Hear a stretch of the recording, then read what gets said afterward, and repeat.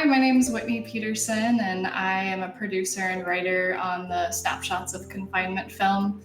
My background's in anthropology. I started my career working at Manzanar National Historic Site for about 4 years, working in interpretation and doing oral histories through their oral history program. And while I was there, had the opportunity to actually participate in oral histories with people who had experienced the incarceration and to speak with members of the public who, like me, had previously not known very much about this history.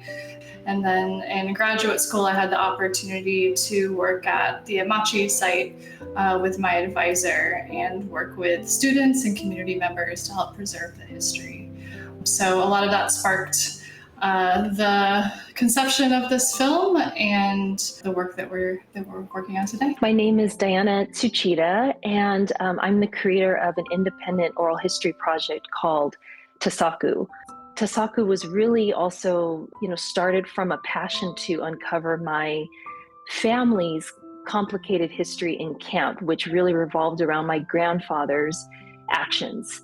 Of being a Kibe Nisei and of being a resistor and being even further removed from the WRA camps and kind of put into other isolation centers because of his stance against the incarceration. I became involved with Snapshots of Confinement really through the power of social media and met Whitney that way, and this all sort of began during the pandemic. I think this film was really motivated by wanting to amplify the voices of, people that I spoke with as part of those oral history projects, and making sure that people are able to hear directly from them about their experience, and through their own personal photographs, tell their story, and for people part of their families to be part of that conversation and how we pass on the legacy of that history. In terms of the role that photography and photographs play in maintaining community history and continuity, it really is sometimes the only thing that we have remaining that is our primary resource of showing from our perspective, from our family's perspective, what took place inside the camps. The photos that were captured in camp by our families, eventually when cameras were more widely used or distributed or secretly and or otherwise, those were the moments that are the proof of what people went through inside camp. Something that surprised me through having this opportunity to really engage with people's snapshot photography and these photo albums is not necessarily what was in the images themselves, but what was written on the images. And for some photos, you're able to take them out of their little squares and look at the back, and there's like messages written to different folks or names listed out, naming people. And I think it really shed light on how these photographs are part of the fabric of the community.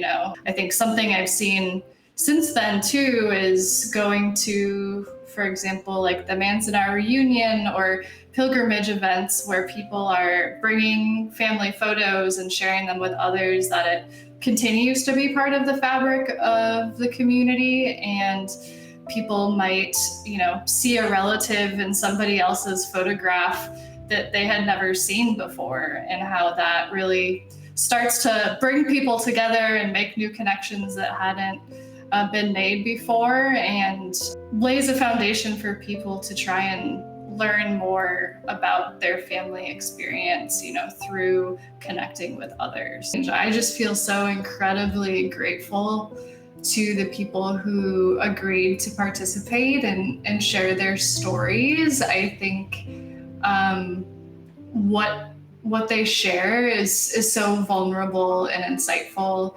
And I am just so grateful for for being able to hear their stories and connect with people throughout that process. And I guess my hope for the film moving forward is it just continues to spark those connections and conversations and dialogue as we move into the future. You know, what I love about the festival, Films of Remembrance, and the films that are shown every year is that, you know, movies and films have a way of cutting through noise unlike anything else, you know, and it's a communal experience, especially at a festival, that can be so impactful. And I am really looking forward to seeing how the community audiences are going to watch Snapshots and what questions and what comes up for people after watching it.